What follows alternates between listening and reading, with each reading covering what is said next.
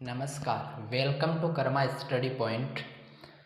आज के इस लेक्चर में हम डिस्कस करने वाले हैं कि जो हमारे पास आंशिक भिन्नों में वियोजन से समाकलन हम जब करते हैं तो इसका बेसिक मैंने आपको प्रीवियस वीडियो में डिस्कस कर दिया है। आप उसको प्लेलिस्ट से रेफ़र कर सकते हो। ठीक है, आप देखिए, इस आंशिक भिन्नों में वियोजन से समाकलन के अंतर्गत आपके पास एक ये बोल सकते हो एक मेथड आता है, एक विधि आती है जिसे बोलते हैं निरीक्षण विधि। क्या बोल सकते हैं? निरीक्षण विधि बाई इंस्पेक्शन। क्या बोल सकते हो? By inspection. ठीक है, तो ये जो आपका मेथड है निरीक्षण विधि, इससे आप किस प्रकार के क्वेश्चन को कर सकते हो वो हम देखने वाले हैं। और साथ में इस पर मेन दो क्या आते हैं, इम्पोर्टेंट स्टैंडर्ड फॉर्मूले आते हैं, वो भी इसी मेथड से प्रूफ किए जाते हैं, जो कि आपको पता होना चाहिए, वो भी हम डिस्कस करने वाले हैं।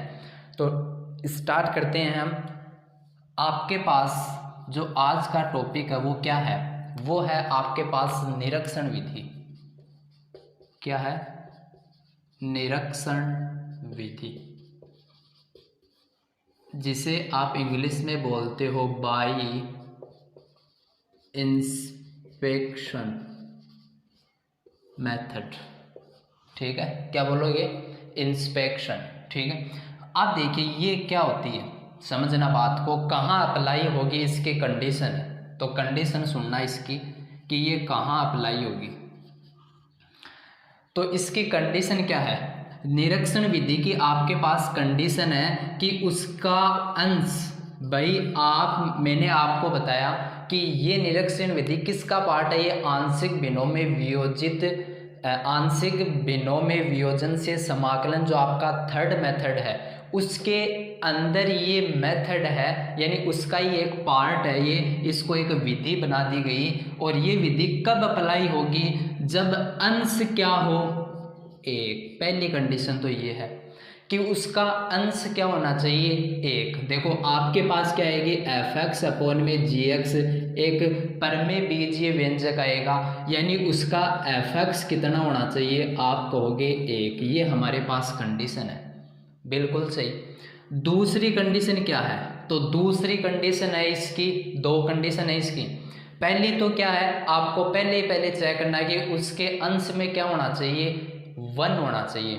वो आप कंफर्म कर लिया आपने। तो सेकंड कंडीशन है कि नीचे जो हर के अंदर आ रहा है, डिनोमिनेटर के अंदर जो आ रहा है, जो आपके पास व्यंजक आ रहा है, वो गुणनखंड फॉर्म में होना चाहिए। नहीं है तो आपको उसको कन्वर्ट करना पड़ेगा, यानी क्वाड्रेटिक इक्वेशन भी वहाँ पर आपके पास आ सकती है। तो वहाँ पर जो गुणनखंड आ रहे हैं, जो आपके पास गुणनखंड आ रहे हैं, उन गुणनखंड का अंतर अचर होना चाहिए। क्या होना चाहिए? अचर होना चाहिए, यानी कांस्टेंट होना चाहिए। तो आप क्या कहोगे कि इसकी हमारे पास कंडीशन आती है कि उसका जो अंश है वो 1 होना चाहिए। ठीक है, सेकंड कंडीशन क्या? उसका जो फैक्टर आ रहा है या जो आपने किया है, उनका जो अंतर है, उनका जो डिफरेंस है, वो क्या होना चाहिए? कांस्टेंट होना चाहिए। तब भी ये निरीक्षण विधि आपकी अप्लाई होगी। ये हमारे पास कंडीशन है। तो आप कहोगे कि भाई कैसे क्वेश्चन इस पर बन सकते हैं? तो चलो एग्जाम्पल के जरिए देख रहे हैं अभी। बिल्कुल ये विधि इतनी इजी है, यानी इससे क्वेश्चन इतनी आसानी से हो जाता है कि आपको यकीन नहीं होगा। देखना यहाँ पर हमने लिया इंटीग्रेशन 1 अपॉन एक्स प्लस 2 और x minus 3 into D x. ठीक है जी, इसका कहेगा कि x के सापेक्ष समाकलन कीजिए। तो आप क्या करते हो भाई, ये हमारे पास रूप आ गया, ये हमारे पास फॉर्म आ गई। तो आप पहले देखोगे कि ये उचित परिमेय भिन्न है या नहीं है, और फिर क्या करोगे, इसमें हर के अंदर कितने मैक्सिमम पावर आ रही है x की, तो आप कहोगे 2, तो 2 कांस्टेंट लोगे, फिर उनकी वैल्यू निकालोगे, यानी बहुत लंबा प्रोसेस चला जाएगा वो। तो ये विधि आपके क्या बनाती है? इसको शॉर्ट बनाती है। और कैसे बनाती है अभी देख लो। ये आपके पास इंटीग्रेशन आया, पहले आपको क्या चेक करना है? अंश में क्या है? 1 है, अप्लाई होगी। गुणनखंड का अंतर कर लो, साइड में कर लो, x plus 2 minus x minus 3, तो ये x प्लस 2 माइनस x और ये प्लस 3, तो इसका जो अंतर आ रहा है वो क्या आ रहा है, कांस्टेंट आ रहा है। तो आप क्या कहोगे कि इसमें ये विधि अप्लाई हो सकती है। तो चलिए आगे जो स्टेप आपको फॉलो करनी है वो क्या है, आपको क्या करना है कि 1 में x प्लस 2 और x माइनस 3 ये आपके पास है, तो आपको क्या लिखना है, देखो इनका डिफरेंस कितना आया, आप कहोगे 5, तो उस डिफरेंस को आप 1 में पहले लिख दो, 1 में 5, यानी जो डिफरेंस जितना भी आया है उसको 1 में ऐसा का ऐसा लिख दो, ठीक है। और फिर इंटीग्रेशन लगाओ, और इसको इस दोनों को क्या कर दो, अलग अलग कर दो, क्या कर दो, यानी 1 में x प्लस 2, भाई हम जहाँ पर क्या करते हैं कांस्टेंट लेते हैं, वहाँ पर कांस्टेंट जब लेते हैं तो ये जो आपके पास फैक्टर होते हैं वो दोनों अलग अलग हो जाते हैं प्लस में, जबकि यहाँ पर हमारे पास क्या हो जाएंगे माइनस में, क्योंकि हमारे पास क्या हो रहा है इन दोनों का डिफरेंस हो रहा है यहाँ पर। और 1 में आप देखो थोड़ा सा यहाँ पर हम मिस्टेक कर रहे हैं, आपको एक बात और यहाँ पर आपको नोट करनी होगी, एक बात आपको यहाँ पर नोट करनी होगी डिफरेंस करने के बाद में कि वो अचर आ गया, ठीक है। यहाँ पर आप जब इसको इंटीग्रेशन की फॉर्म में कन्वर्ट कर रहे हो, आप जब इसको इंटीग्रेशन की फॉर्म में कन्वर्ट कर रहे हो, तब आपको ये बात ध्यान रखना है कि जो फैक्टर छोटा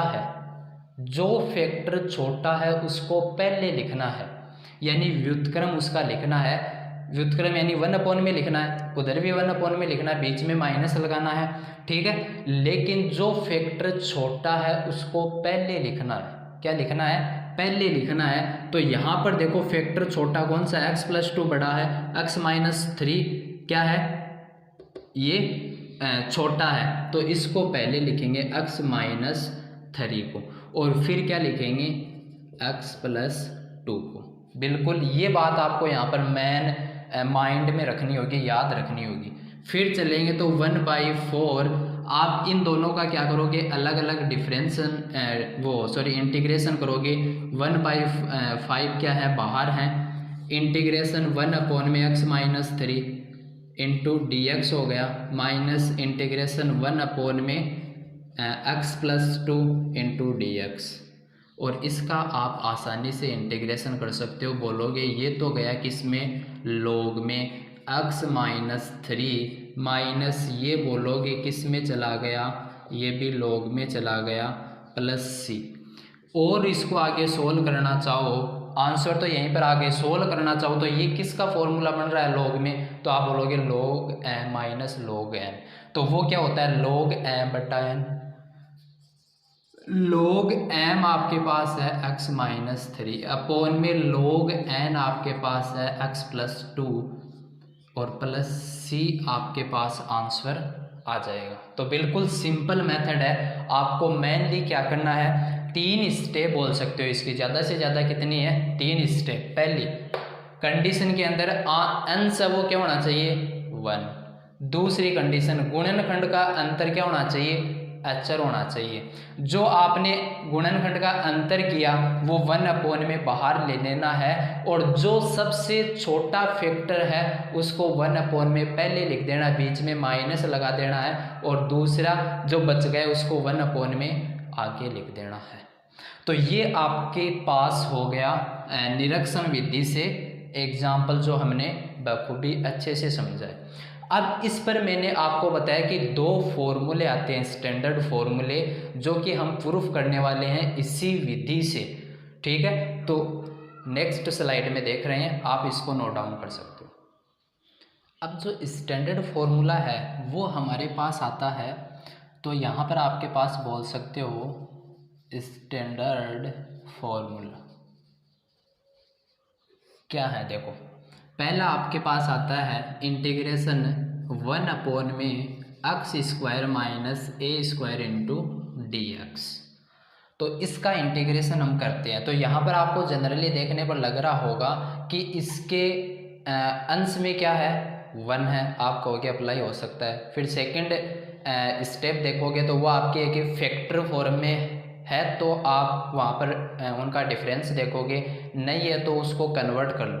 तो यहाँ पर हम क्या करेंगे, इसको कन्वर्ट करेंगे तो आ जाएगा 1 में ये ए स्क्वायर माइनस बी स्क्वायर का फॉर्मूला बन रहा है, तो ए प्लस बी और ए माइनस बी हो जाएगा इधर इंटू डी एक्स। इसका आप करोगे तो आप कहोगे कि भैया तो हमारे पास वही निरीक्षण विधि वाली फॉर्म बन गई है, तो हम इसका इंटीग्रेशन करोगे तो इसका आपको डिफरेंस चेक करना है, कांस्टेंट आ रहा है या नहीं आ रहा, माइनस एक्स माइनस ए, तो ये आपके पास प्लस हो जाएगा इधर और बराबर ये कैंसिल हो गया तो 2a आ गया। 2a जो आपके पास डिफरेंस है वो आपको पता होगा कि 1 में बाहर ले लेना है और इंटीग्रेशन आपको करना है 1 में x प्लस ए, ठीक है। जो छोटा है वो पहले लिखना है, तो माइनस वाला पहले लिखना है, ठीक है, और बीच में -1 में x प्लस ए, और इसका हमें क्या करना है पूरे का इंटीग्रेशन।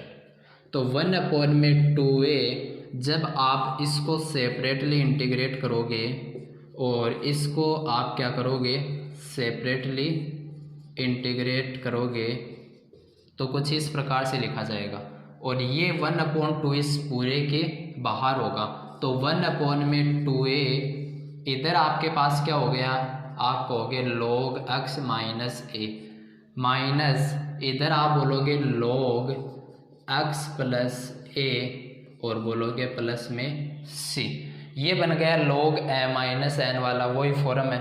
तो 1 में 2a log m बटा n हो जाएगा इसका, ठीक है। और log में कभी भी वैल्यू नेगेटिव नहीं हो सकती, तो इसका मोड लगाया जाता है और प्लस में c लिखा जाता है।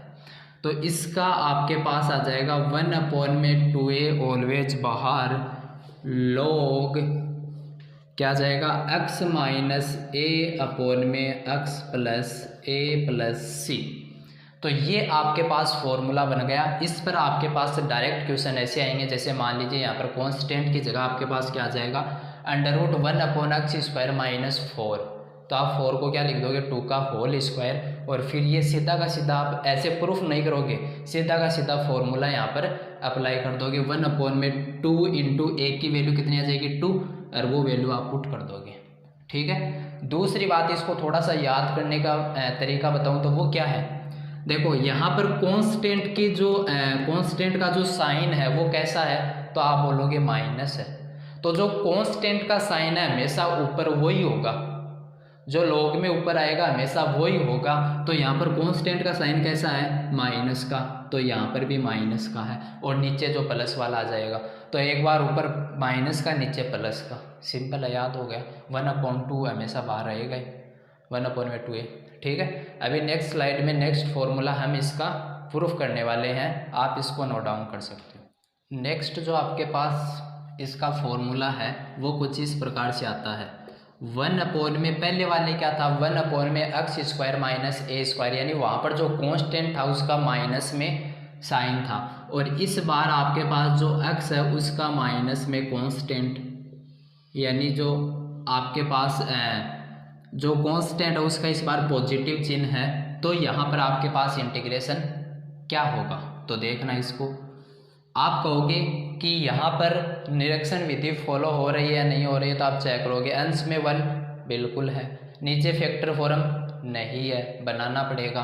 तो आप बनाने से पहले यहाँ पर देखो 1 में क्या करोगे a प्लस एक्स और a minus x into D x, factor कर दिए, वही a² माइनस b² वाला फॉर्मूला लगाया, a plus b a minus b हो गया। अब इसका आप क्या करोगे डिफरेंस चेक करोगे कि वो कांस्टेंट आ रहा है या नहीं आ रहा, तो a प्लस एक्स, ठीक है, और इधर आपके पास क्या हो गया a माइनस एक्स, तो इधर आपको माइनस करना है, तो ये माइनस का हो गया, ये जो x है वो किसका हो जाएगा प्लस का x हो जाएगा, और इसका आप डिफरेंस करोगे तो आप यहाँ पर देख रहे हो कि कांस्टेंट नहीं आ रहा। तो कांस्टेंट नहीं आ रहा तो प्रॉब्लम हो गई कि यहाँ पर निरीक्षण विधि अप्लाई नहीं होगी, ठीक है, तो यहाँ पर हमें क्या करना पड़ेगा, निरीक्षण विधि में कन्वर्ट करना पड़ेगा। और वो कैसे कर सकते हैं, यहाँ पर इनका डिफरेंस कांस्टेंट आ जाए तो क्यों ना ये पहले वाली जैसी फॉर्म बन जाए। और वो कब बन सकती है, जब इनके चिन्ह क्या हो जाए, चेंज हो जाए। तो मैं क्या करूँगा, यहाँ पर इनके फैक्टर करने से पहले ही इनमें से माइनस बाहर लूँगा। क्या लूँगा, माइनस बाहर, यानी कॉमन लूँगा। माइनस कॉमन लिया तो ये माइनस ए स्क्वायर हो गया और ये प्लस का एक्स स्क्वायर हो गया। तो आप बोलोगे ये फॉर्म आपके पास बन गई। कैसी फॉर्म बन गई, इंटीग्रेशन 1 में माइनस बाहर है, बाहर माइनस लिख दिया मैंने, ठीक है, और एक्स स्क्वायर और माइनस का ए स्क्वायर। आप बोलोगे ये तो पहले वाली फॉर्म बन गई, बस डिफरेंस किसका आया है, चिन्ह का आया, जो कि हमने बाहर ले लिया। यहाँ तक कोई दिक्कत नहीं है। अब इसका हम क्या करेंगे, इसका हम करेंगे फैक्टर। तो आप बोलोगे x प्लस ए एक्स माइनस ए इंटू डी एक्स। और आप बोलोगे कि इसका जब करेंगे, यानी x प्लस ए माइनस एक्स और इधर प्लस ए हो जाएगा, तो ये आपके पास 2a आ रहा है। आप बोलोगे इसका तो इंटीग्रेशन हमने किया भी यार, हो जाएगा। ठीक है, तो यहाँ पर चल रहे हैं 1/2 क्या आ जाएगा, बाहर, -7 चल रहा है, -7 चल रहा है, माइनस बाहर है। ठीक है, और यहाँ पर आप क्या करोगे, इंटीग्रेशन लिखोगे जो छोटे वाला है पहले, यानी x माइनस ए। उसके बाद में क्या लगाओगे, -1 में x प्लस 1 x प्लस ए, और इस पूरे के क्या है dx। बिल्कुल सही। अभी तक हमने जो मेन यहाँ पर फोकस किया है वो माइनस यानी कॉमन लेने पर किया है, और जो पहले वाला फॉर्मूला था वो ही बनाने का किया है। अभी माइनस को आप भूल जाओ और जो पहले आपने किया है सेम वैसे कर दो। तो आप यहाँ पर लिखोगे इसका इंटीग्रेशन आपने किया, माइनस के 1/2 ये बाहर है, इसका आपने इंटीग्रेशन किया, तो आप कहोगे कि यहाँ पर हमारे पास आ गया log x माइनस ए, और माइनस का log x प्लस ए, और प्लस का c। यहाँ पर बनना है log m minus log m बटा n। तो माइनस का 1/2a log क्या बन जाएगा, मोड में लेंगे क्योंकि मान हमेशा पॉजिटिव आता है यहाँ पर, x माइनस a/में x प्लस ए। ठीक है, तो एक फॉर्मूला आप ये भी लिख सकते हो। ठीक है, और जो आपके पास इसका फॉर्मूला होता है एक्चुअल में वो क्या होता है, देखो ये माइनस है, ये माइनस इस log के यहाँ पर जो भी मटेरियल होगा उसकी पावर में चला जाएगा ये माइनस। तो माइनस में जब चला जाता है, जैसे आपके पास आ गया log और यहाँ पर आ गया x, तो ये x है, ये इसकी पावर में आपने भेज दिया, तो log x की पावर -1 हो गई, क्योंकि ये माइनस यानी 1 है यहाँ पर -1, और ये कब आता है log m की पावर n से। ठीक है, यानी जो पावर है वो आगे आ जाती है, तो ये आप वापस भी इसकी पावर में भेज सकते हो। तो log x की पावर -1 हो गई। ठीक है, और इसको आप क्या लिख सकते हो, log, ये उल्टा ही तो है, यानी 1/x लिख सकते हो इसको। बिल्कुल ठीक है, तो इसकी पावर आपने ये माइनस ऊपर भेज दिया इसके, यानी इसकी पावर आपने क्या लगा दी, -1 लगा दी। ठीक है, तो ये उल्टा हो जाएगा। देखो यहाँ पर x की पावर -1 है, तो क्या हो गया, उल्टा हो गया, यानी 1/x हो गया, और ये उल्टा हो जाएगा तो नीचे वाला ऊपर आ जाएगा और ऊपर वाला नीचे चला जाएगा। तो ये 1/2a log, ये नीचे वाला यानी प्लस वाला ऊपर आ गया और माइनस वाला नीचे चला गया, और प्लस c। ये आपके पास करेक्ट आंसर आ गया। तो इसका फॉर्मूला हो गया 1/2a log। देखो याद करने का, उसका मैंने बताया था कि जो कांस्टेंट है उसका चिन्ह देखना आपको। यहाँ पर कांस्टेंट का चिन्ह कैसा है, प्लस का, तो ऊपर प्लस वाला आएगा और नीचे माइनस वाला, प्लस का c। ये आपके पास फॉर्मूला हो गया। तो मैंने याद करने के लिए आपको ट्रिक भी बता दी कि कैसे याद रख सकते हो। ठीक है, तो ये हमारे पास थी निरीक्षण विधि।